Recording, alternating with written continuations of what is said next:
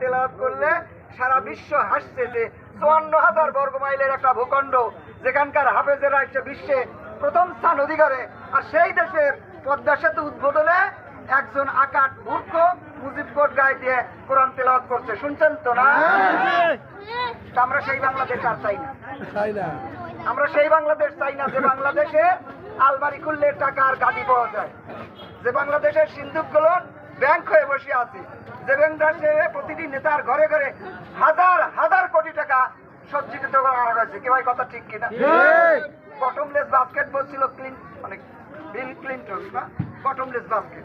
আমাদের দেশটাকে তলাবিহীন ঝুরি করে হাজার হাজার কোটি টাকা বেগম পাড়ায় চলে গেছে, অস্ট্রেলিয়ায় চলে গেছে, যুক্তরাষ্ট্রে চলে গেছে, সিঙ্গাপুরে চলে গেছে, যায় নাই?